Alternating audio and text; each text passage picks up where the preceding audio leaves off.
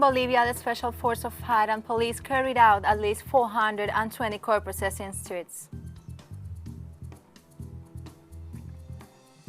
In Spain, authorities confirmed more than 700 new COVID-19 cases in the last 24 hours.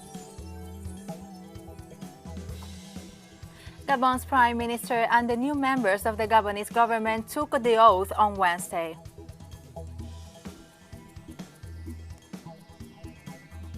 From the headquarters of Telesur English in Havana, Cuba, this is From the South. I'm Laura Palmero.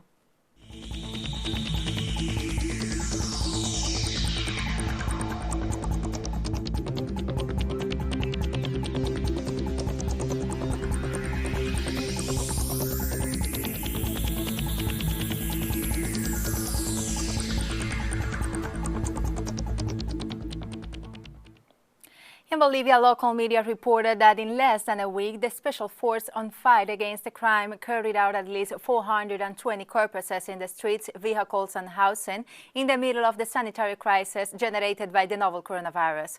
The Police National Director, Ivan Rojas, assured that 85% of these cases could due to the novel coronavirus. He also showed his concern for the agents who are lifting the corpses. Rojas said that Cochabamba is the region with the highest number of corpses, with 191, followed by La Paz, which recorded 141. According to the Ministry of Health, Bolivia records more than 62,000 cases and 2,218 deaths due to COVID-19 pandemic.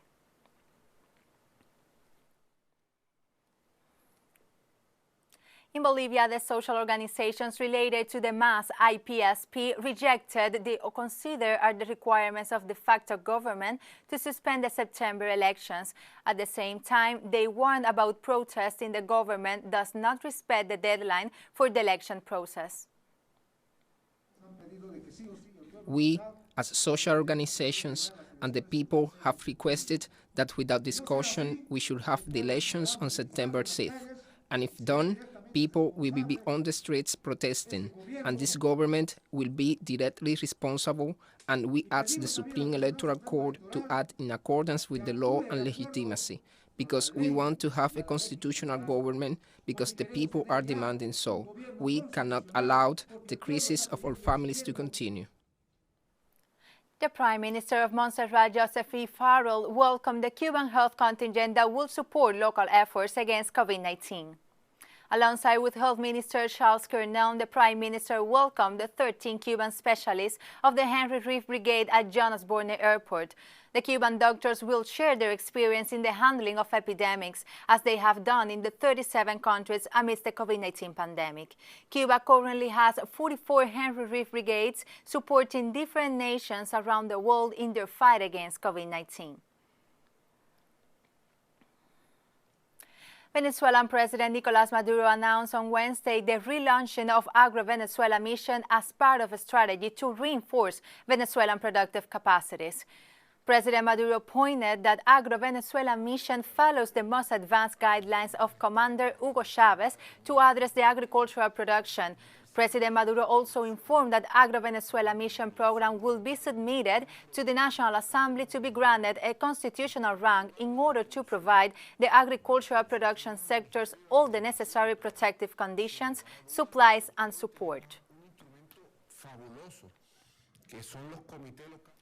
The Chilean Senate will vote this Wednesday on the bill for the early withdrawal of the 10% of pension fund. For Senate approval, the bill requires the support of 26 senators because it is a constitutional reform.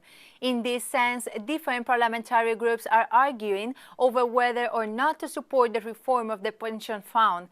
Specialists say that the Chilean Senate will endorse the bill that will allow workers to withdraw part of their funds. However, government spokespersons warned that President Sebastián Piñera could veto the legislation, which has an 83% acceptance rate among the population. On Wednesday, the Chilean Port Union announced a strike with the aim of pressuring the Senate to approve the bill of the will allow the withdrawal up to the 10% of the pensions fund. Longshoremen said they were aware that without popular pressure, the bill will not be approved. In addition, dock workers demand improvement in labor rights and reject the pensions fund model, which does not reflect the reality that the Chilean people suffer.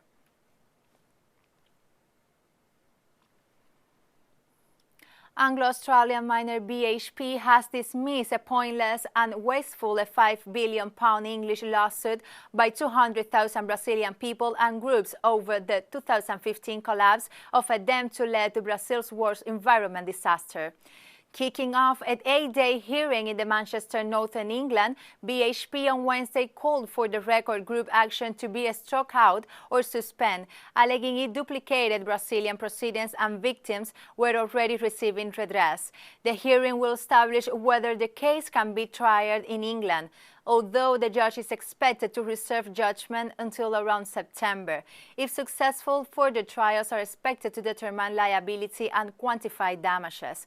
The collapse of the Fundão tailings dam, which stores mining waste and is owned by the San Marco joint venture between BHP and Brazilian iron ore mining giant Vale, killed 19 and poured roughly 40 million cubic meters of mining waste into communities. The Rio Doce River and Atlantic Ocean 650 kilometers away.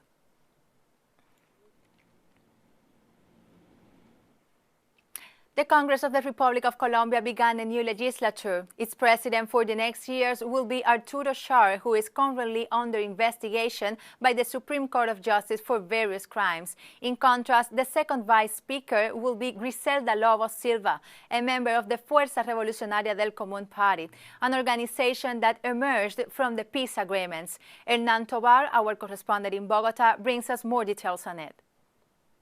Arturo Char Chaljud, businessman, politician, soccer leader, recently appointed as president of the Senate in Colombia, is part of one of the most influential families on the northern coast of Colombia and is involved in the investigations being carried out by the Supreme Court of Justice for crimes of voter corruption and for the escape of prisoners in the case of former Congresswoman Aida Merlano.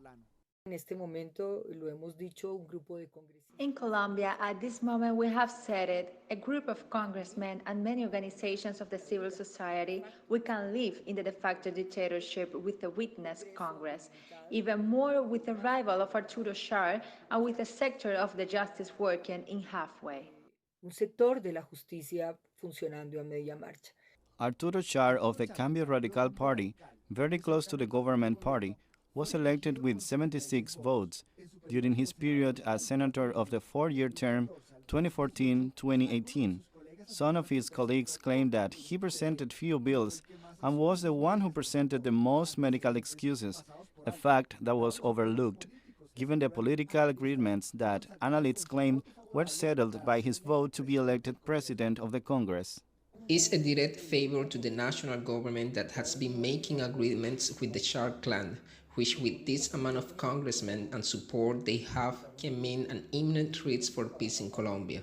It is clear that with the speech President Iván Duque gave yesterday in relation to the position of Arturo Char's presidency, what will be possible is one-way reform from the Congress of the Republic to the peace agreements, and that reform has one-way direction, what will lead to Arturo Char to end up favoring the legislative agenda of the national government against peace.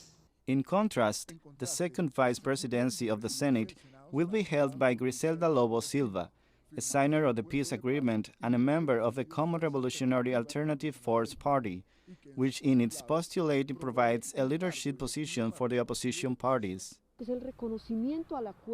the recognition of the agreement, it's the recognition that peace is possible in our country, and because it was supported by a number of senators who agree, who are working for peace in our country besides the senators from the opposition party, who are the ones who generously give me the turn to run for this responsibility.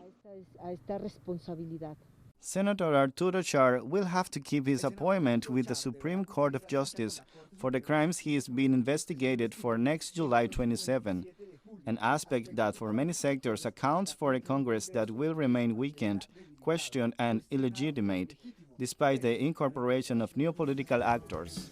Hernán Darío Tobar, Telesur, Bogotá, Colombia. And we'll be right back, so don't go away.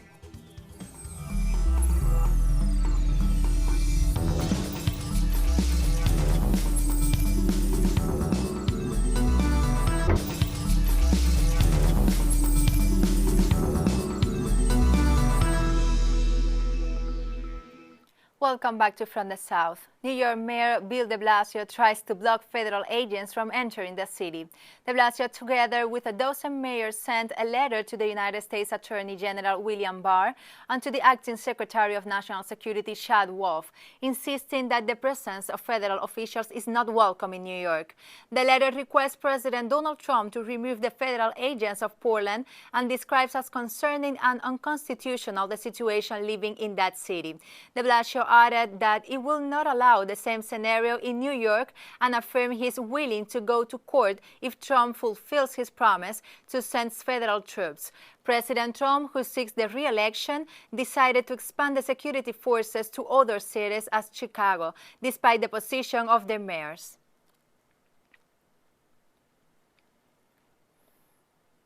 Beijing says the United States has ordered China to close its Houston consulate in what it called a political provocation that will further harm diplomatic relations.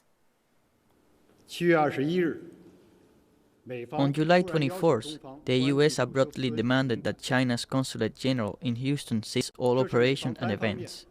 It is a political provocation unilaterally launched by the U.S. side, which seriously violates international law, basic norms governing international relations, and the bilateral consular agreement between China and the U.S. China strongly condemns such an outrageous and unjustified move, which will sabotage China-U.S. relations. We urge the U.S. to immediately withdraw its erroneous decision. Otherwise, China will make legitimate and necessary reaction.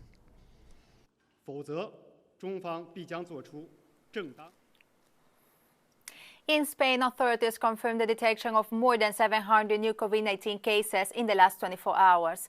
According to the authorities, there are 730 new cases. According to Health Minister Salvador Illa, Spain has 224 active outbreaks, 23 more than 2 days ago. The autonomous regions of Aragon and Catalonia have the highest numbers of contagions since July. The country reaches more than 260,000 COVID-19 cases and over 28,000 people have died. Russian Prime Minister Mikhail Mishustin announced that the government will subsidize the holidays taken by Russian tourists who vacation at home instead of the Mediterranean. To push the boost domestic tourism comes after officials lifted most of the coronavirus restrictions in June. We have already provided subsidies in the amount of about $49.3 million to tour operators. And in the last week, the government has decided to allocate an additional $211 million to develop domestic tourism. The refund amount to tourists will be between $70 and $211, depending on the tour. In Belgium, health officials say that the country is experiencing a dangerous surge in coronavirus cases after relaxing many of its lockdown measures, warning of a possible second wave epidemic. Belgium, the ninth country most affected by the COVID-19 pandemic in Europe, has reported over 64,000 cases to date, and 9,805 people have lost their lives. The week before, 184 people were infected with COVID-19 each day. The week before, the average was 20 to 98 cases per day. So the number of contaminations increased by 89%. Stay alert, even when you are in contact with a small circle of people you know well. The virus may be closer than you think. It is very important that we stop this snowball effect together before it causes another avalanche. The Romanian government placed a village in the southern part of the country under quarantine on Wednesday after recording a spike in the number of COVID-19 cases. Police closed the main road accessing Cartagena, 40 miles outside Bucharest, asking people for a permit to enter and exit the area. Romania has recorded over 1,000 new cases in the last 24 hours. It is the highest amount since the pandemic reached Romania in February. The European country has reported over 40,000 COVID-19 cases to date and more than 2,000 deaths.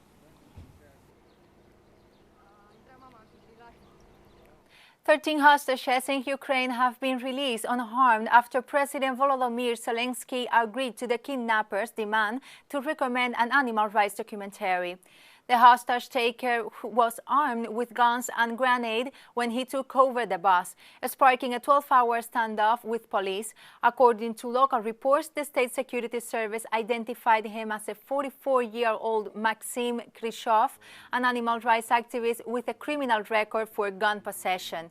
In a bizarre twist, one of the demands was that Zelensky promote 2005 documentary Earthlings, a critique of mankind's use of animals as pets, food, clothing, entertainment, and for scientific research.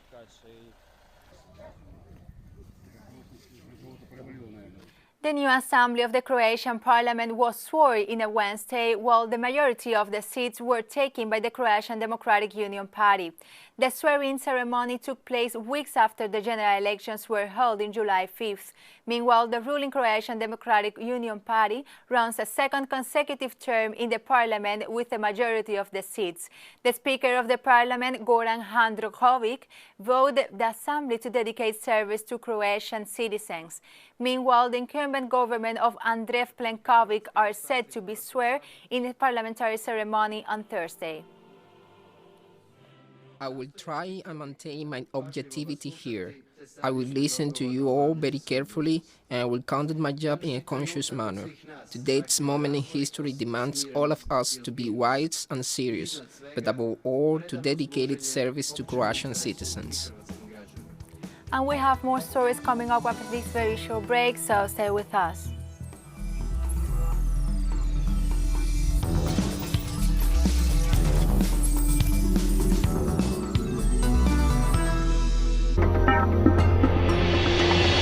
Following the appointment of Rose Cristiano Succar Raponda as Gabon's prime minister, the new members of Gabonese government took the oath on Wednesday. Prime Minister Succar Raponda is the first woman in the history of Gabon to hold the post. The oath ceremony took place at Presidential Palace in Gabon's capital, Libreville, and in presence of the 9 constitutional judges. Meanwhile, Gabonese President Ali Bongo Ondimba has ordered the new government to address the post-COVID-19 pandemic recovery phase. Gabonese authorities have recorded over 6,500 COVID-19 cases and a death toll of 47.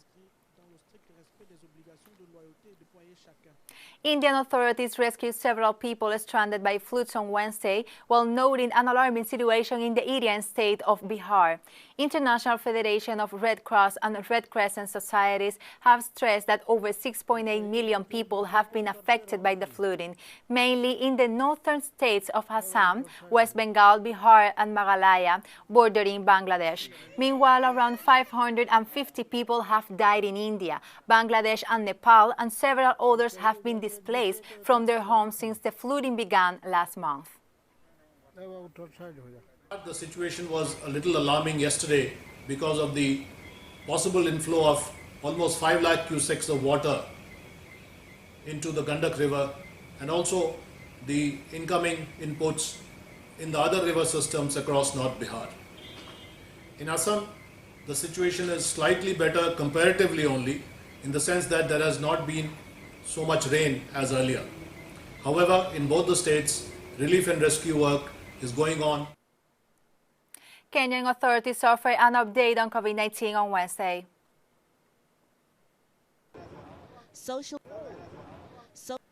The government of Zimbabwe has announced a dusk-to-dawn COVID-19 curfew as it reinstates strict measures to curb the spread of the disease, following a recent spike in confirmed coronavirus infections.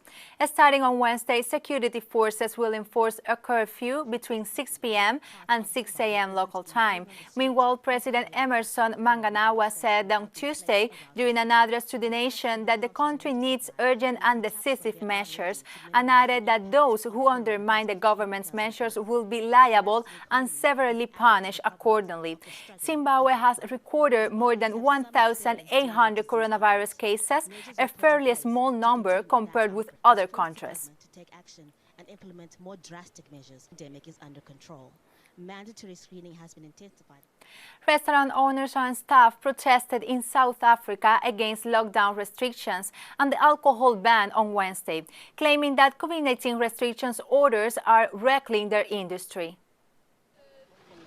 The whole situation has affected me both financially and emotionally. Financially in the sense that I can't afford my housing where I stay, I can't afford to feed my kids. At the moment I've got a newborn baby, but I can't afford to put food on the table for that person due to the fact that we're in lockdown. Saying that we can't serve alcohol is curtailing 60% of our revenue stream. That's number one. And remember, the 40% that's made on food is done by mostly people drinking alcohol. So saying that you can't serve alcohol in a restaurant is literally cutting that restaurant's wings off. The second thing is the 9 o'clock curfew means we need to stop serving food at 7:30 so we can clean and count and get our staff home in time before 9 o'clock. So not only can't we serve alcohol, but we don't have a dinner trade. We currently estimate that 30% of restaurants have already closed their doors. Of the 70%, 50% of those restaurants really don't know if they'll ever be able to open their doors. It depends on certain pertinent issues like lifting the liquor ban, having the curfew lifted, engaging with the banks to change the lending criteria, having rebates on liquor licenses. South African authorities have announced on Wednesday the death of anti-apartheid campaigner Andrew Langeni, who was jailed alongside with Nelson Mandela in 1964. Langeni spent 26 years in jail and was the last of the 8 defendants of the Rivonia trial to die. Meanwhile, South African President Cyril Ramaphosa noted that Mlengi's hard death marked the end of a generation of history and left the future in the hands of those who remained. Langeni passed away at the age of 95 in the township of Soweto.